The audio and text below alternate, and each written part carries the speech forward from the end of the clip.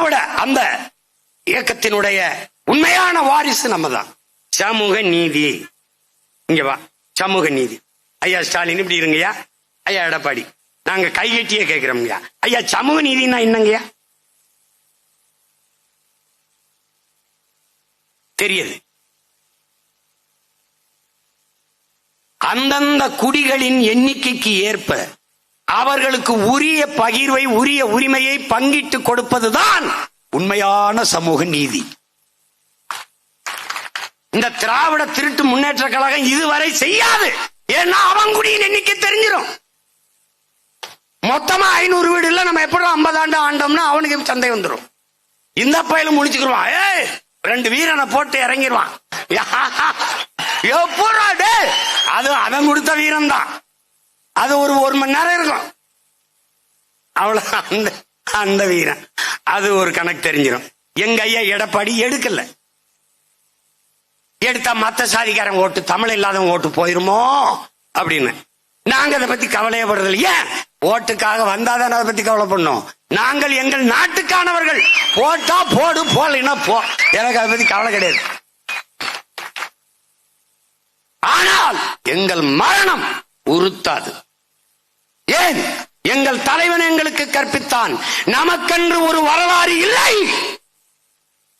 ஏன்? வரலாற்றை படைப்பவனுக்கு வரலாற்றை எழுத நேரம் இருக்காது, எழுதல. என் இன வரலாற்றை எழுதியவன் எவனும் என்னவன் இல்லை. இது ஒரு வரலாறு. அவன் கற்பனை எழுதி வச்சுட்டு போயிட்டான். ஆனால் அவர் சொன்னது, நமக்கென்று வரலாறு கிடையாது என் தம்பி, ஆனால் ஒரு இனம் தன் விடுதலைக்கு போராடி செத்தது என்ற வரலாறாவது நமக்கு வரட்டும். அப்படி இதுவரை இல்லாத அரசியல் கிளர்ச்சியை இந்தியம், திராவிடம், இதுதான் அரசாட்சி செய்ய முடியும், இதுதான் அதிகாரத்துக்கு வர முடியும். திராவிடம் இல்லை என்றால் இங்க என்ன அரசியல்? பெரியார் இல்லை என்றால் என்ன அரசியல்? இந்தியா இல்லை என்றால் என்ன அரசியல்?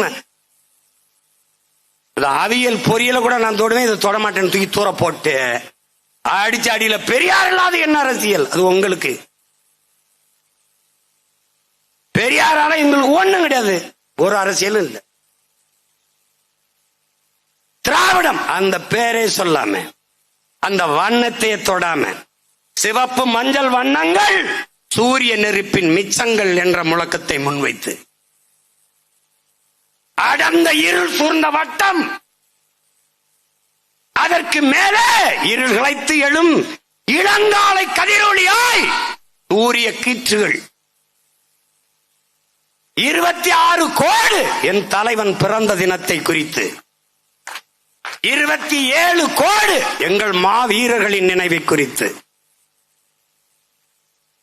இனத்தை மூடி இருக்கும் இருள் கிழித்து இளங்காலை கதிரொளியா எழுதமிழா எழு என்ற முழக்கத்தை முன்வைத்து, உன் லட்சியத்தை அடையும் வரை வெறி கொண்ட புலியாய் நீ பாய் உன் இனத்தின் விடுதலைக்காக என்று வாய வைத்தவன் என் தலைவன். அதை மாற்றி வடிவமைத்தவன் அவன் மகன் சீமான். அந்த வண்ணமும் இல்லாம எண்ணமும் இல்லாம களத்துல இந்த நிலத்தில் இருந்த எவரையும் தொடாமல், இந்த நிலம் டெரரிஸ்ட், பயங்கரவாதி, பிரிவினைவாதி, தீவிரவாதி என்று பழி சுமத்தி எவனை வைத்ததோ அவனையே எங்கள் தலைவன் என்று ஏற்று, அந்த நிலத்தில் அவன் தூக்கிய கொடியை தாழ்த்தினானோ அந்த கொடியை இன்னொரு தாய் நிலத்தில் உயர்த்தி களத்திலே நிற்கிற மறவர் கூட்டமடா நாம் தமிழர் கட்சி பிள்ளைகளின் கூட்டம். அரங்கிலே 50-100 பேரோட உட்கார்ந்து பேசிக் கொண்டிருந்த தேசிய அரசியலை 5000, 10,000, 20,000, 30,000 என்று கூடுகிற மக்களிடத்திலே முழங்கி நிற்கிறானடா பிரபாகரன் மகன். 36,50,000 வாக்கை தொட்டு 3வது பெரிய அரசியல் கட்சி திமுக அதிமுகவை ஊழலுத்து 10 ஆண்டுகளில் தேர்தல் களத்தில். வரலாற்றில் புரட்சிட. ₹1 காசு இல்ல ஓட்டுக்கு காசு கொடுக்காம வாங்க முடியாது. இல்லை, முடியும். முடியாது என்று உலகம் எதை சொல்லுகிறதோ அதை நீ செய்து முடிப்பதுதான் உலகத்தில் சாதனை, புரட்சி. அதுதான்டா வரலாறு. அதனால்தான் நான் சொல்லுகிறது, எளிதானதை செய்யாதீர்கள், சரியானதை செய்யுங்கள். ஏனென்றால் சரியானது வென்றே தீரும். பெரியாரை ஏன் எதிர்க்கிறார் என்று சொல்ற, இந்த தமிழ்நாடு மாநில பிரிப்பு, மாநிலம் தனி மாநிலம் கேட்கும் போது இந்த மாநில போராட்டத்துக்கு என்ன சொல்லியிருக்காரு தெரியுமா? இந்த தனி மாநிலம் கேட்கிறது தமிழ் அரசு, தமிழ்நாட்டு அரசு, தமிழ்நாடு அரசு, இந்த மாதிரி இந்த தமிழ் மாகாணம் இதெல்லாம் கேட்கிறது நம்முடைய சக்தியை சீர்குலைப்பது,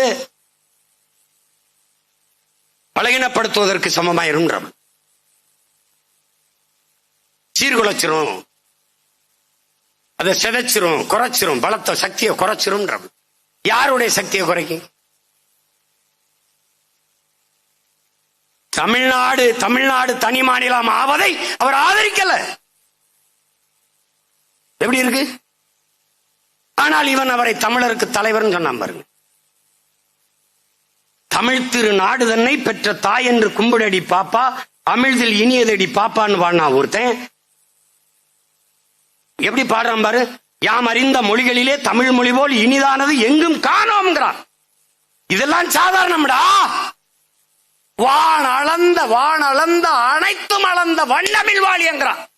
வானம் எவ்வளவு அளந்திருக்கும், அது அவ்வளவையும் அளந்ததுடா என் வண்டமில், அது வாழியடாங்கிறான். வானம் அறிந்த அனைத்தும் அறிந்த வன்மொழி வாழியங்கிறான். வானத்தையும் விட அதற்கு இணையானதடா என் தாய்மொழி தமிழ்ங்கிறான். அவன் இவனுக்கு பாப்பா, இவர் எனக்கு தந்த. கொஞ்ச நாள் சொல்லிக்கிட்டு திரி. எனக்கு எத்தனை தந்தை, இது எத்தனை பெரியாரியன் இனத்தில், எத்தனை பெரிய எப்படிப்பட்ட ஆளுக. மதுரையில ஒருத்தம்பா, ஒரு தம்பி, ஒரு மாமன்ற உறுப்பினர், நம்முடைய தாத்தா தெய்வ திருமகன் படத்துக்கு பக்கத்துல புரட்சியாளர் அம்பேத்கர் படத்தை போட்டு ஒரு பதாக, சின்ன பதாக வச்சுட்டாங்க. வச்சது யாரு? மக்களில் ஒருவன். ஆனால் அம்பேத்கர் படத்திற்கு பக்கத்தில் எங்கள் தாத்தா படம் இருக்கக்கூடாதா? இல்லை, எங்கள் தாத்தா தெய்வ திருமகன் படத்தின் பக்கத்தில் அறிவாசான் அம்பேத்கர் படம் இருக்கக்கூடாது. எது உனக்கு பிரச்சனை? இந்த திராவிட மாடல் 2.0 அது எளவு அப்புறம். இந்த திராவிட மாடல் திருட்டு மாடல், இத்து போன பழைய அம்பாசிடர்கிட்ட கேட்கிறேன், இதுல எது உங்களுக்கு பிரச்சனை? உங்கள் காவல்துறை எதற்கு அதை எடுக்க சொல்லு? எதனால? சமூக இணக்கம் உருவாகிவிடக்கூடாது, தமிழ் சமூக ஓர்மை உருவாகிவிடக்கூடாது. ஆனால் அதே அண்ணல் அம்பேத்கரை ஐயா ராமசாமிக்கு பக்கத்தில் ஏன் வைத்தீர்கள்? அண்ணல் அம்பேத்கரும் ஐயா ராமசாமியும் ஒன்றா? அவன் உலகத்திலே ஆகச் சிறந்த அறிவாளி, கல்வியாளன். இவர் அஞ்சாப்பு கூட படிக்கல. எப்படி ரெண்டு பேரையும் ஒரே இடத்துல வச்சா? 2000 ஆண்டுகளில் இப்படிப்பட்ட ஒரு சிந்தனையாளன் பிறந்ததே இல்லை என்று சொல்ற மார்க்ஸை எதுக்கு நடுவால வச்ச? அவன் மானுட குலத்திற்கு சிந்தித்தவன் மார்க்ஸ். உலகெங்கிலும் ஒடுக்கப்பட்ட மானுட சமூகத்தின் விடுதலைக்கு சிந்தித்தவன், எழுதியவன், பேசியவன் புரட்சியாளர் அம்பேத்கர். சிந்தித்தது, எழுதியது, பேசியது எல்லாம் தமிழ் பேரினத்திற்கு எதிராக, அதற்கு இழிவாக. ஐயா ராமசாமி அவர்கள் ரெண்டு பேரையும் ஒண்ணா அப்படி வச்சீங்க. எப்படி வச்சீங்க? யார் என்னோட எந்த பெரியாரியவாதிகள், யார் எந்த அம்பேத்கர்? அம்பேத்கர் யாருன்னு பேசுவோம், இவர் யாருன்னு பேசுவோம். இழந்துவிட்ட உரிமைகளை பிச்சை கட்டு பெற முடியாது, போராடித்தான் பெற்றாக வேண்டும்ங்கிறான் அண்ணல் அம்பேத்கர். தந்தை செல்வா ஐயா ஈவேரா அவர்களிடத்தில் வந்து எங்களுக்கு எங்கள் போராட்டத்திற்கு நீங்க உதவுங்கள் என்று கேட்டதற்கு, நானே ஒரு அடிமை, இன்னொரு அடிமைக்கு எப்படி உதவுவது? எப்படி? இவர் புரட்சியாளர், போராளி. அந்த காலகட்டத்தில் என்னரும் தம்பி தங்கைகளே, தந்தை செல்வா ஈழ விடுதலை போராட்டத்திற்கு ஆதரவு கேட்டபோது இந்த நிலத்தில் ஆதரித்தின்ற ஒரே மகன் தமிழர் தந்தை நம்முடைய தாத்தா சீபா ஆதித்தனார் மட்டும்தான். நானே ஒரு அடிமை, எப்படி இன்னொரு அடிமைக்கு உதவ முடியும்? பசியோடு இருக்கிறவனுக்குத்தான் பசியின் கொடுமை, வறுமை, அந்த அருமை தெரியும். அடிமையாக இருக்கிறவனுக்குத்தான் அடிமையின் வழி தெரியும். ஆனா நானே ஒரு அடிமை, நான் எப்படி இன்னொரு அடிமைக்கு உதவுறது? எப்படி? எந்த நாடு உலகத்தில் அடிமைப்பட்டு கிடக்கிறதோ அந்த நாடெல்லாம் என் தாய்நாடு என்ற முழக்கத்தை முன்வைத்தவன் சேகுவாரா. அவன் யாரு? நீ யாரு? நீ யாரு? எப்படி இருக்கு பாரு.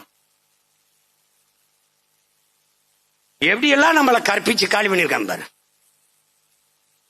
ஏன் ஒரே இடத்தில் இருக்க வேண்டிய தகுதி பெற்ற பெருமக்கள் எங்களுடைய தாத்தன் தெய்வ திருமகனும் ஆனால் அம்பேத்கர் அவர்கள். சாதிய இழிவை துடைத்தெறிய போராடாமல் இருப்பதை விட செத்து ஒழிவது மேலானது. இது அறிவாசன் அல்ல அம்பேத்கர். சாதிய சிந்தனை கொண்டவன் மனிதனாகவே இருக்க முடியாது. சாதிய எண்ணம் கொண்டவன் அரசியலுக்கு வந்தால் நாடு நாசமாகிவிடும். இது எங்கள் தாத்தா தெய்வ திருமகன்.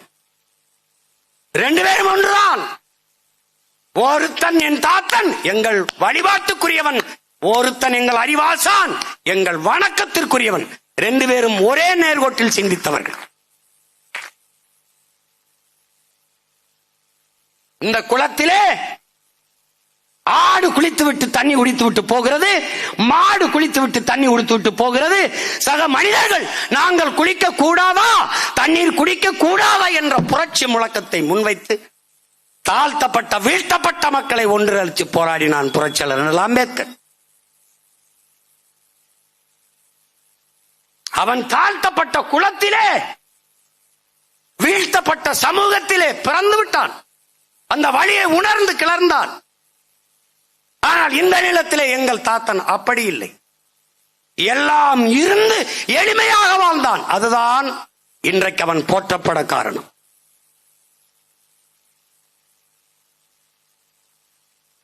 எல்லாவற்றையும் மக்களுக்காக இழந்தான்.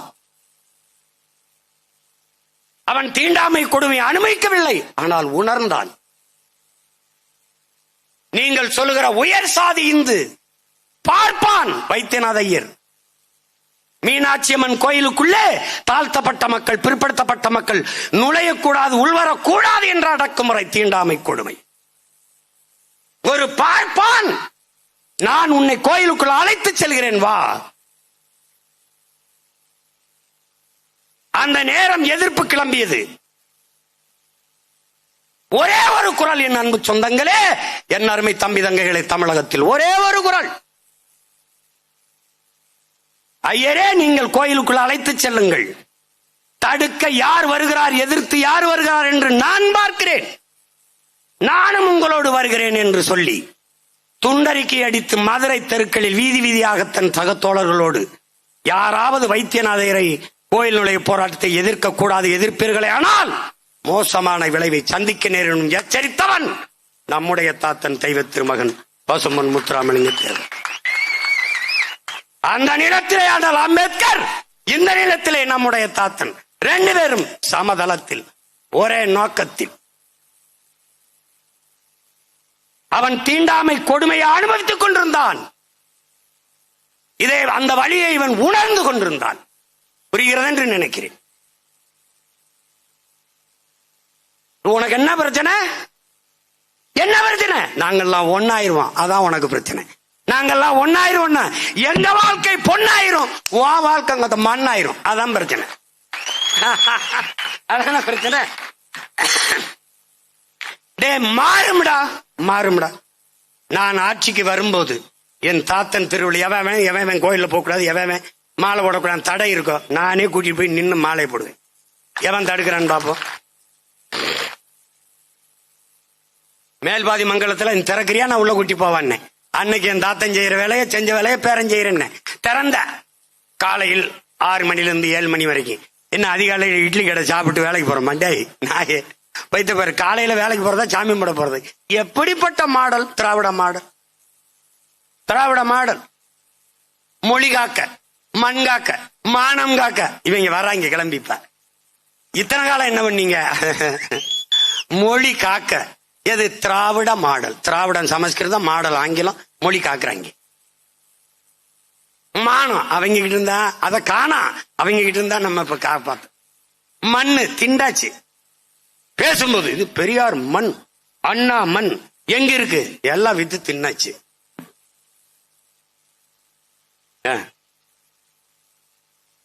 எப்படி இருக்கு? முடிச்சிட்டான். இப்ப என்ன? திடீர்னு எஸ்ஐஆர் ஏதோ ஒண்ணு, சார் ஏதோ எஸ்ஐஆர் ஏதோ சார் ஏதோ போட்டு வராங்கடா. சிறப்பு வாக்காளர் திருத்தம். சிறப்பு. அதுல என்ன ஒரு தனியா ஒரு செருப்பு வருதுங்க, சிறப்பு. அது கேட்டா ஒருத்தர் 2 ஓட்டு போட்டானா, 2 இடத்துல வாக்குரிமை இருக்கான். இவ்வளவு காலம் புடுங்காம எங்க போய் புடுங்கிட்டு இருந்தா? இவ்வளவு காலம் பார்க்காம இவ்வளவு காலம் போட்டுக்கான்டா 2 இடத்துல. என்ன பண்ணிக்கிட்டு இருந்தா? தெரிஞ்சுதான் இருந்த. செத்தவன் பேரெல்லாம் ஓட்டுரிமை இருக்கு, அதை வந்து கள்ள ஓட்டா போட்டிருக்கான். எப்படி தெரியும் உனக்கு? எப்படி தெரிஞ்சு சொல்லு. எப்ப தெரிஞ்சு? இப்பதான். இதுவரை என்ன பண்ணியிருந்த? புல்லு பிடிங்கிட்டு இருந்தியா? இல்ல என்ன பண்ணிட்டு இருந்த? இல்ல என்ன பண்ணிருந்த? மாட்டுக்கு உண்ணி பிடிங்கிட்டு இருந்தியா? என்ன பண்ணிட்டு இருந்த? என்ன பண்ணிட்டு இருந்த? என்ன பண்ணிட்டு இருந்த? இவங்கெல்லாம் மாதிரி ஒரு கேவலப்பட்டவன் பத்தியாட நீ. திடீர்னு 50 வருஷம் குடியிருந்தவன ஆக்கிரமி, நாளைக்கு இது கூட ஆக்கிரமிப்புன்னு சொல்ல இடிச்சாலும் இடிப்பான். நீங்க எல்லாம் கொஞ்சம் எச்சரிக்கையா இருங்க. ஏன்னா இவங்க ஆக்கிரமிப்புல பிறந்தவங்க. திடீர்னு ஆக்கிரமிப்பு, ஆக்கிரமிப்பு, இது ஆக்கிரமிப்பு, ஆக்கிரமிச்சுட்டான்னு. ஆக்கிரமிக்கும் போது என்ன பண்ணிட்டு?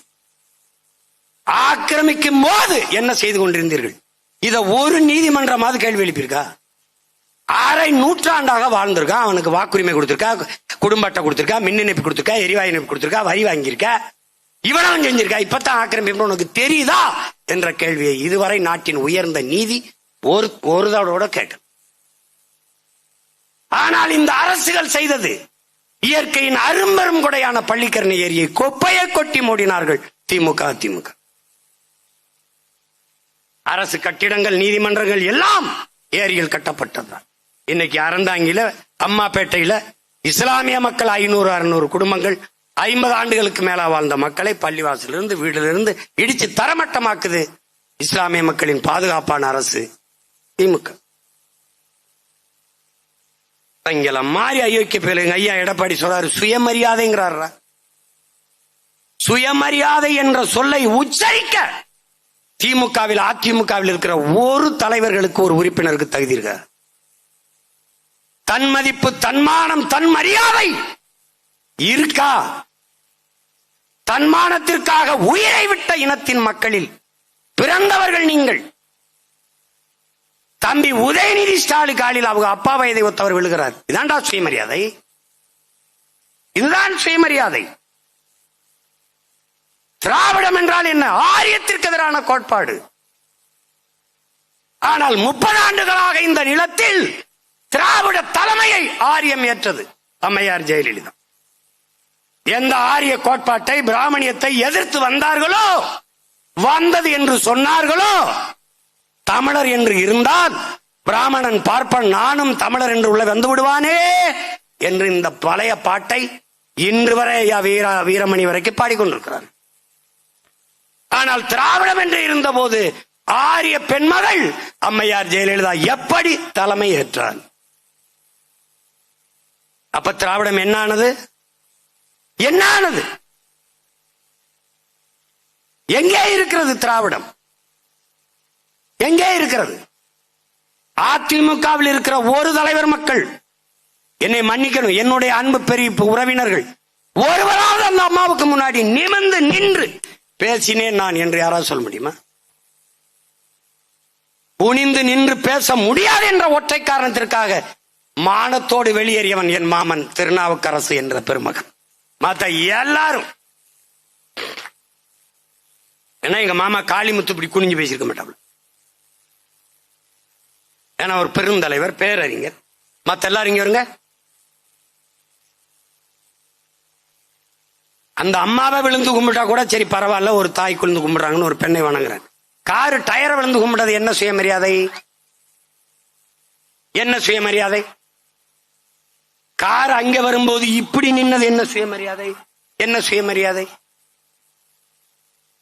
நம்ம ஐயா மாண்புமிகு ஐயா எதிர்கட்சி தலைவரை கேட்போம். நீங்க அம்மையார் சசிகலாவுல காலில் விழுந்து அப்படி தவந்து போய் அந்த முதலமைச்சர் பதவி அறிவிக்கும் போது கும்பிட்டியல, அதுதான் சுயமரியாதையா? நீங்க பேசுறதுக்கு இந்த செயலுக்கு எவ்வளவு எப்படி இருக்கு பத்தியல? இதுதான் தமிழனின் தன்மான தலை நிமிர்வா? இதுதான் தமிழனின் மானமிக்க வாழ்க்கையா? மானமிக்கதா? இதுதான் சுயமரியாதையா?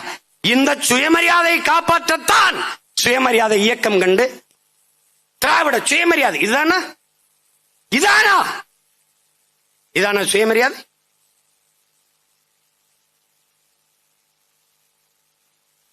தலையே போவதானாலும் தலை குனிய மாட்டேன் என்பதுதான் தன்மான தலை நிமிர்வு, சுயமரியாதை, தன்மதிப்பு. அப்படி செத்தவன் இருக்கிறான். இதே நிலத்திலே என் வீர பெரும்பாட்டன் தீரன், இதே நிலத்திலே எங்கள் மான மறவர்கள் பாட்டன்கள் மருது பாண்டியர்கள், இதே நிலத்திலே எங்கள் பாட்டன் பூலித்தேவன், அழகுமுத்துக்கோன், சுந்தரலிங்கம், வீர பெரும்பாட்டி வேலுநாச்சியார்கள் எல்லாம் போராடி செத்தார்கள். தாழ்ந்து வீழ்ந்து பதவியை அனுபவிப்பதை விட செத்து விழலாம் என்று. இதெல்லாம் ஒரு சுயமரியாதை சொல்லலாமா? நாங்க திராவிடத்தின் வாரிசுகள் என்று. என்ன வாரிசு? ஆரியத்திடம் மண்டியிடவில்லை. திராவிடம் தாண்டி போக சிரமமா இருக்கும் என்று, கடினமாக இருக்கும் என்று குப்பர விழுந்து கும்பிட்டது. தாண்டி போ, குனிஞ்சு நின்ன தாண்டி போக கஷ்டமா இருக்கும்ல, மண்டிட்டா. குப்பர விழுந்துட்டோம்னா ஏறி மிதிச்சு போயிடலாம். நீ போட்டு பாரு, அந்த அம்மா இங்க யாரோட பேசிட்டு இருக்கிறாங்க, ஜெயலலிதா. இவர் விழுந்தவர் எந்திரிக்கவே இல்லை, அந்த அம்மா எந்திரின்னு சொல்லவே இல்லை. காட்சி இருக்கு. இதெல்லாம் இதுல வருது, சுயமரியாதையில வருது. ஒரு தலைமுறை வரலாற்று தெளிவோடு அரசியல் புரிதலோடு கிளர்ந்தெழுது என்பது தெரியாமல் எதையாவது பேசுகிறது. திராவிடம், தன்மானம், சுயமரியாதை, சமூக நீதி. எங்க இருக்கு சமகால நீதி? எங்க இருக்கு? எங்க ஐயா கேட்கிறார், எங்க ஐயா மருத்துவர், 20 விழுக்காடு இடஒதுக்கீடு தா என்று. வன்னியர் தான் பெருத்த தமிழ் சமூகம், எனக்கு தா என்று கேட்கிறார். அவரே சொல்லுகிறார், குடிவாரி கணக்கெடுத்து, சாதி வாரி கணக்கெடுத்து கொடுன்னு கேட்கிறார். அடுத்தது, நீங்க எதுக்கு 10.5 கொடுத்தீங்க? யாரை கேட்டு கொடுத்தீங்க? ஐயா 15 வந்துருச்சு, யாருக்கு இழப்பு? இல்ல 8 தான் வருது, யாருக்கு இழப்பு? நீங்கள் சாதி வாரி எண்ணுங்கள். வன்னியர் 2 கோடியா, 20 விழுக்காடா, 10 15? ஏற்போர் அதிகமா எதிர்ப்போர் அதிகமா பாப்போம். 10.5 நீங்க செயல்படுத்த முடிஞ்சதா? சட்ட வடிவத்தை பெற்றதா?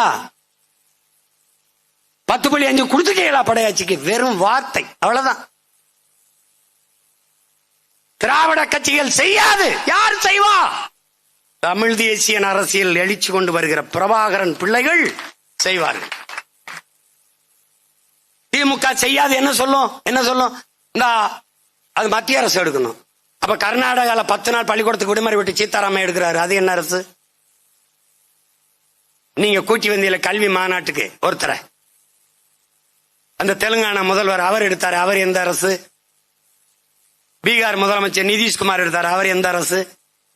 ஏன்னா நீங்கள் எடுக்க மாட்டீர்கள். எடுத்தால் இங்கே பெரும் பதவிகளை அனுபவித்துக் கொண்டிருக்க குடிகளின் எண்ணிக்கை எவ்வளவு என்று தெரிந்துவிடும். தமிழ் மக்களை எத்தனை ஆண்டுகள் ஏமாற்றி இருந்தோம் என்பது தெரிந்துவிடும்.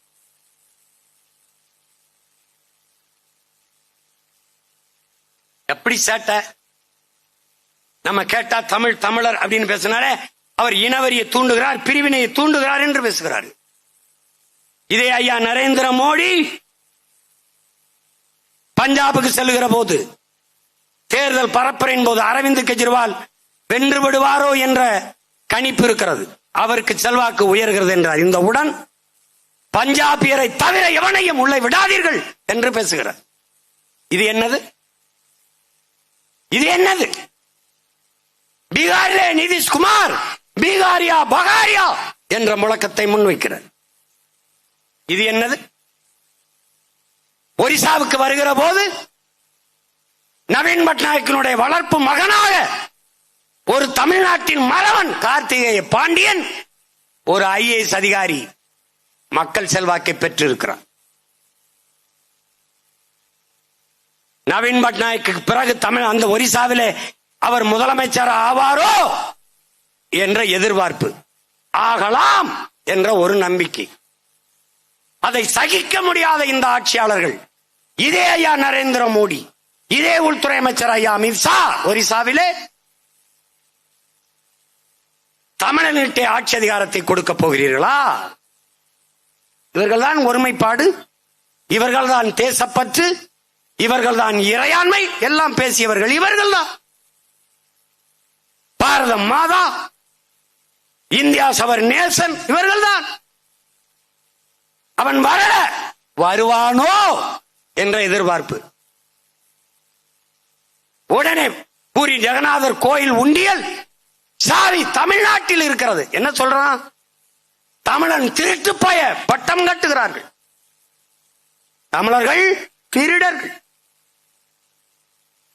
இந்த பரப்புரை செய்து தோற்கடித்தார்கள் பட்நாயக்கை, தோற்கடித்தார்கள் கார்த்திகேய பாண்டியனை. பதவி விலகி அமைதியாக வெளியேறிவிட்டார். தமிழ் மக்கள் இது எதையும் நினைவில் கொள்ளாமல் திரும்ப திரும்ப இந்த கட்சிகளுக்கு வாக்கு செலுத்துகிறீர்கள்.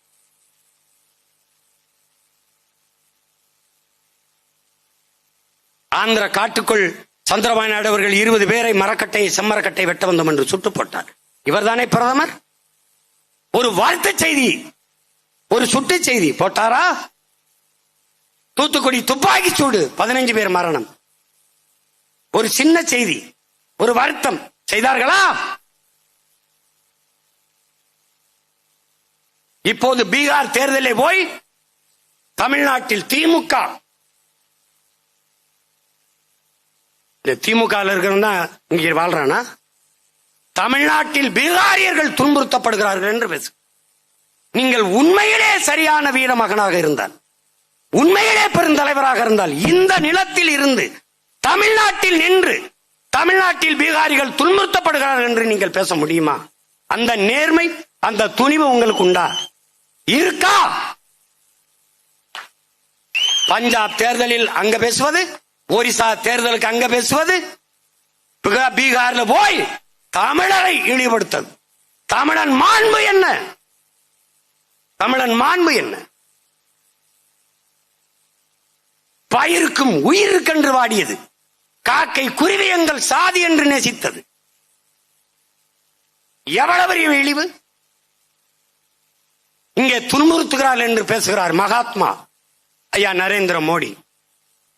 மகாத்மா ஒரு சிறு உயிருக்கும் தீங்கு நினைக்காதவர். தன்னுடைய ஆட்சியிலே இதே ஐயா அமித்ஷா அவர்கள் அவங்க உள்ளாட்சியில இருக்கும்போது குஜராத்தை ஆளுகும் எத்தனாயிரக்கணக்கான இஸ்லாமிய மக்களை கலவரத்தில் கொண்டு குவித்தார்கள். மறந்து கடந்து போக போகிறீர்களா? இவர்கள் பீகாரியரை துன்புறுத்துகிறோம் என்கிறார்கள். அவன்தான் காவல்துறை வரைக்கும் வெட்டி அடிக்கிறான். பள்ளிக்கூடத்துக்கு போற எங்க பிள்ளைகளை காட்டுக்குள் தூக்கி கொண்டு போறான். மாட்டு வாளை, பசுமாட்டு வாளை வெட்டி விட்டு புணர்ந்து கொள்ளுகிறார். அதிகப்படியாக போதைகளை கொண்டாந்து இறக்கி போதை மாநிலமாக மாற்றுகிறார். எவ்வளவு பெரிய கொடுமை நடந்துச்சு பாரு. பேசுறார் அவரு, பீகாரியனை துன்புறுத்துவது தமிழ்நாட்டு மக்கள், தமிழ்நாட்டு திமுக ஆட்சின்னு பேசுறாரு. இந்த திமுக தானே இங்க எல்லாம் இருக்கு. எப்படி இருக்கு? அப்ப வாக்குக்காக எதையும் செய்வார்கள் இவர்கள். பீகாரியன் வாக்குக்காக தமிழ்நாட்டில் உங்களை துன்புறுத்துறாங்க. இங்க வந்து நீங்க அதே வச்சு பேசணும். இப்ப 21 தேர்தல், 26 தேர்தலுக்கு வருவீங்கல்ல, வந்து பேசணும். துன்புறுத்துவதை பற்றி நீங்கள் பேசலாமா? மணிப்பூரில் நடந்த கலவரம், எத்தனாயிரக்கணக்கான மக்கள், 2 பெண்கள் சாலையிலே நிர்வாணப்படுத்தி பல ஆண்களுக்கு இடையில் நடக்க செய்து வன்முறை செய்து தீ வச்சு உயிரோடு கொளுத்தினார்கள். இதை சகித்து பொறுத்த நீங்கள் பீகாரிகள் தாக்கப்படுகிறார்கள், சித்திரவதை செய்யப்படுகிறார்கள் என்று அங்கே போய் பேசிக் கொண்டிருக்கு. எப்படி இருக்கு? மணிப்பூர் கலவரத்தில், குஜராத் கலவரத்தில் அவங்க என்ன பண்ணாங்க? காவிரியில் தண்ணி கேட்கும் போது நம்மளை அடித்து சாலை வழியே, வீதி வழியே நடக்க விட்டு, நம் தந்தை வயதை ஒத்தவரை அரை நிர்வாணமாக்கி, ஒரு இஸ்லாமிய குடும்பம் வருது, அவன் கதவை தட்டி போய் பேசுகிறான், தமிழில் பேசிவிட்டார்கள் என்பதாக தாக்குகிறான். எவ்வளவு கொடுமை நடந்தது? கால்நடையாகவே நடந்து வந்தோம். எத்தனை பேருந்துகளை தீ வைத்து கொளுத்தினார்கள். நம்ம தம்பி கடல் தீபன் இறந்து விட்டான். அவன் கர்நாடகாவுக்கு போற ஒரு பேருந்தை 1/2 மணி நேரம் மறித்தான் என்பதற்கு குண்டர் சட்டம் போட்டது இந்த ஆட்சியாளர்கள். அவன் ஒண்ணுமே செய்யல. காவல்துறையின் உதவியோடு கலவரம் செய்தார். அந்த கலவரத்தை கண்டித்து நாட்டின் பிரதமர் என்கிற முறையில் ஐயா மோடி பேசியது உண்டா? தமிழர்கள் தாக்கப்படுகிறார்கள் கர்நாடகத்தில் என்று ஒரு வார்த்தை பதிவு செய்தது உண்டா? ஏன் இல்லை? அந்த நேரத்தில் தமிழ்நாட்டில் தேர்தல் இல்லை. இருந்திருந்தால் பேசுவார்கள். இவர்கள் எவ்வளவு பெரிய அயோக்கியர்கள், திருடர்கள் என்பதை பார். இதே திமுக, இதே காங்கிரஸ் கர்நாடகாவில் வெற்றிக்கு ஐயா ஸ்டாலின் அவர்கள், என் அண்ணன் திருமாவளவன் அவர்கள் போய் காங்கிரஸ் கட்சியின் வெற்றிக்கு வாக்கு சேகரிக்கிறார்கள் தமிழ் மக்களிடத்தில். அவன் வென்றால் ஒரு சொட்டு தண்ணீர் தர முடியாது என்று சொல்லுவான், தெரிந்தும் செய்கிறான். வென்று வந்தான் தமிழனுக்கு தண்ணி இல்லை என்று சொல்றான். அப்ப எப்படி இருக்கு? அவன் அந்த நிலத்தின் உரிமைக்கு நிற்கிறான். என் நிலத்தின் தலைவர்கள் என் நிலத்தின் உரிமைக்கு நிற்காது அந்த நிலத்தின் உரிமைக்கு போய் நிற்கிறார்கள். என் எதிரியின் அதிகாரத்தை நிறுவ பாடுபடுகிறார்கள். எப்படி? ஆனால் இங்கே மான தமிழ் மக்கள் விழுக்காடு குறைவு, எண்ணிக்கை குறைவு. பிறை போதையில், சாதி போதையில், மத போதையில், சாராய போதையில் மயங்கி மயங்கி எதையும் கவனிக்கல. இப்ப என்ன ஆகுது? இந்த சிறப்பு வாக்காளர் என்ன நடக்கும்? அங்க 6 லட்சம் பேர் 6 லட்சம் பேர் இங்க வந்திருக்கான், இங்க பீகார்ல இருந்து. இந்த 6 லட்சம் பேரையும் சேர்ப்பான். 6 லட்சம் தானே நினைக்கிற? 3 தொகுதி, 3 சட்டமன்ற தொகுதி. அப்படிதான் போயிருச்சு. இங்க தெலுங்கருக்கு சீட்டு கொடுக்கலாம், ஜெயிக்க முடியாது. இவர்களுக்கு அதை பத்தி கவலை என்ன?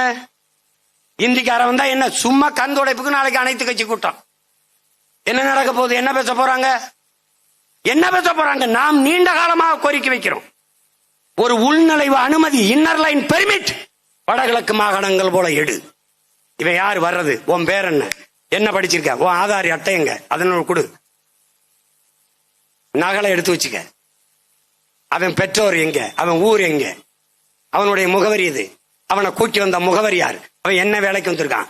எங்க தங்குவான்? எத்தனை நாள் தங்குவான்? இந்த பதிவு இந்த அரசிடத்திலே, காவல் நிலையத்திடத்திலே எங்கேயாவது இருக்கா? இல்ல. ஏடிஎம்ல பல லட்சம் ரூபாயை கொள்ளையடிச்சு ஓடிட்டான் ஹரியானாக்காரன், கண்டுபிடிக்க முடியல. எவன் என்ன குற்றம் செய்யறான் தெரியாது. எவன் எங்க தங்கி இருக்கான் தெரியாது. உண்மையிலேயே இந்த அரசு கிட்ட கணக்கு இருக்கா? எத்தனை கோடி பேர், எத்தனை லட்சம் பேர் வட இந்தியர் தமிழ்நாட்டுக்குள்ள இருக்கான்? இந்த ஜாபர்கான் பேட்டையில் ஆயிரக்கணக்கான இளைஞர்கள் ஒரே நேரத்தில் நடந்து பேரணி மாறி போனானே, அவனுக்கு பேரணிக்கான காரணம் என்ன? நோக்கம் என்ன? அவனுக்கு அனுமதி கொடுத்தது யார்? எதை வலியுறுத்தி பேரணி போனா?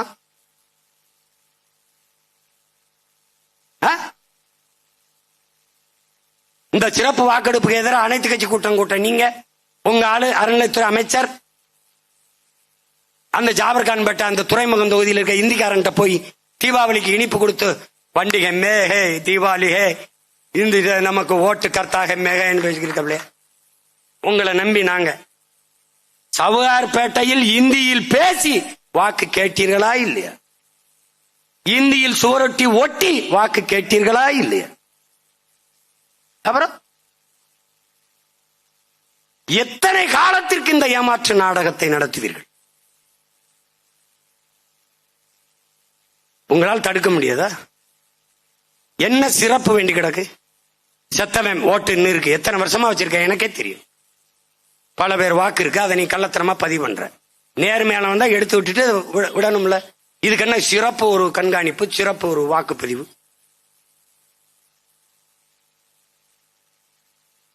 அதை ஏன் பிஜேபி இதுல கவனம் செலுத்துது? அவன் எங்கெங்க அதிகாரத்தில் இல்லையோ, கேரளா, தமிழ்நாடு, மேற்கு வங்கம், இது 3ல அவன் தீவிரமா இதை செயல்படுத்த துடிப்பான். ஏன்னா அவன் வாக்காளர், அவனை கொண்டு அங்க குடியமர்த்தி வாக்குரிமை கொடுத்தால், இந்திய திணிச்சா நீ எதிர்த்த, இந்திக்காரனை திணிக்கிறேன் என்ன பண்ற? திமுக என்ன செய்யும்? எதிர்கட்சியா இருக்கும்போது இந்தி தெரியாது போடா, ஆட்சிக்கு வந்துட்டா இந்திக்காரனே வாடா, இந்தாடா பீடா, போடுறா ஓட்டைன்னு போயிடுவான். இந்த புடிடா நோட்டை, போடுறா ஓட்டை.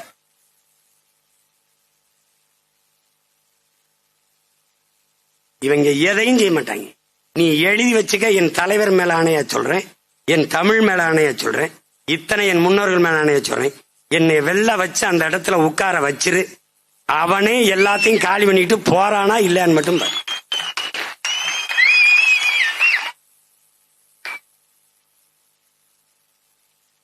அவன்தான் ஒருத்தன். அது யாருன்னு தெரியும், வலைவெளியில பார்த்திருப்ப. தமிழ் வெல்லும், தமிழ் வெல்லும் அப்படிங்கிறான் இந்திக்காரன். சீமான் ஹே, அவனுக்கு தெரியுது யாருன்னு. தம்பி, நான் விளையாட்டா சொல்றேன்னு நினைக்காத. தமிழ்நாடு நாள்ல உனக்கு ஒரு செய்தி அண்ணன் பதிவு செய்ய நினைக்கிறேன். எச்சரிக்கையாரு. நிலத்தை இழந்து கொண்டிருக்கிற, வளத்தை இழந்து கொண்டிருக்கிற, இனத்தை இழந்துருவ, நிக்க இடம் இருக்காது. எச்சரிச்சுக்க, விழிப்புணர்வு பெற்று விழித்துக்கொள். வழியே கிடையாது. வெறும் வாக்காளராயிருந்து வாக்களித்து என்று செத்துறாத. உன் வாக்கு உன்னை வாழ வைக்கிற கருவியா இருக்கணும். 1500க்கு விக்கிற, அடமானம் வைக்கிற பொருளா மாத்திராத. தயவு செய்து எச்சரிச்சுக்க. இத்தனை பேர் உயிரிழம் செஞ்சிருக்கான். ஒவ்வொரு உரிமையும் போராடித்தான் பெற்றிருக்கு, தானா எதுவும் கிடைக்கல. அறிவார்ந்த தமிழ் சமூக தம்பி தங்கைகள் மிகுந்த விழிப்புணர்வு கவனம் பெற்று எழணும். இந்த தேர்தலை வழக்கமாக வரிசையில் நின்று வாக்கு செலுத்துற ஒரு களமாக நினைத்து விடாதீர்கள். எதிர்கால உங்கள் வாழ்க்கையை தீர்மானிக்கிற பொறுப்பு மிகுந்த ஒரு போர்க்களம் என்பதை உணர்ந்து நீங்கள் செயல்பட வேண்டும்.